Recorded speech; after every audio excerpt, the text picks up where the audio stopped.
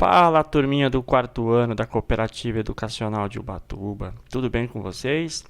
Meu nome é Ney, eu sou guia de turismo da Ecotuba e vim convidar vocês para explorar a nossa cidade, só que de um jeitinho diferente.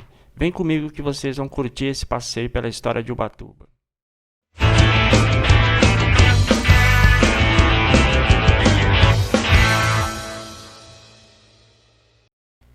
Nossa história começa em 1500, quando os portugueses pisaram em terras brasileiras.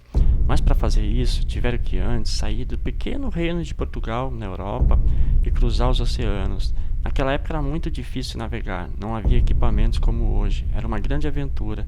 Das praias de Portugal, saíram diversas embarcações que cruzaram o Atlântico, chegaram ao continente africano, asiático e também ao Brasil.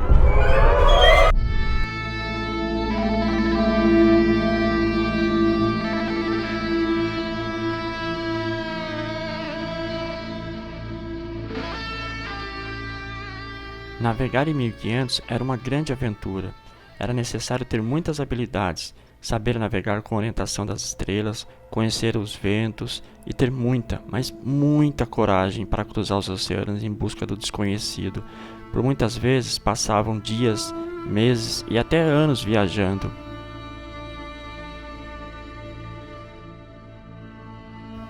Depois de muito tempo navegando, os portugueses chegaram a um lugar onde eles resolveram chamar de Brasil. Eles só não contavam que no Brasil haviam diversas nações indígenas vivendo, entre elas os Tupinambás na aldeia de Peruígue.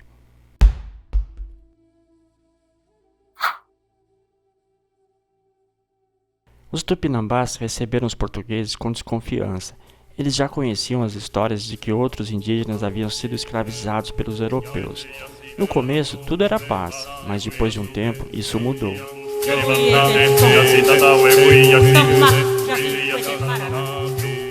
Os portugueses passaram a escravizar os indígenas, que, claro, não gostaram da ideia e passaram a lutar contra os portugueses.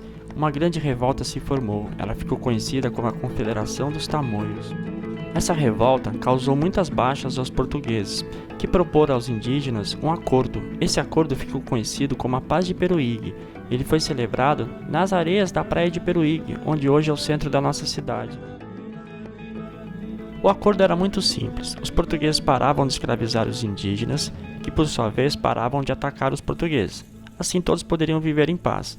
Para fazer esse acordo foi necessária a ajuda de muitas pessoas, entre elas o padre Anchieta, que já vivia no Brasil e conhecia bem os hábitos dos indígenas. Mas cumpriram com a sua parte no acordo, mas logo foram traídos pelos portugueses, que avançaram sobre os territórios indígenas, trazendo doenças, matando e escravizando os índios. Logo, não havia mais indígena na região. Com isso, se formou o que seria a Vila de Ubatuba.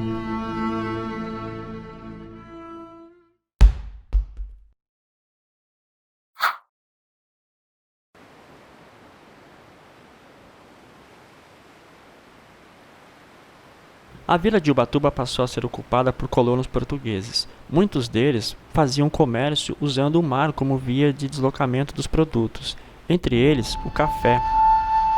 O café que descia pela Serra do Mar chegava ao porto de Ubatuba e era deslocado pelo mar para a Europa e para muitos outros lugares da região.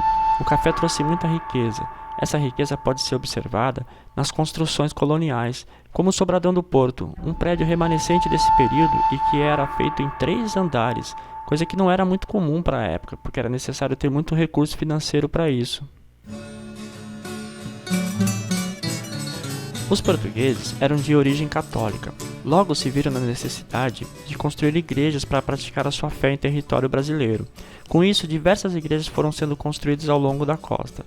Em Ubatuba, a de destaque é a Igreja Matriz, bem no centro da cidade e que resguarda parte da história desse período. Há também um obelisco que foi erguido para celebrar os 300 anos da fundação de Ubatuba. Nesse obelisco a gente encontra também o brasão da cidade, onde é possível avistar 5 canoeiros tupinambás, a cruz da paz de Peruígue e as cores da bandeira de Ubatuba, que logo se tornaria um município. Mas isso é assunto para a nossa próxima viagem pelo tempo.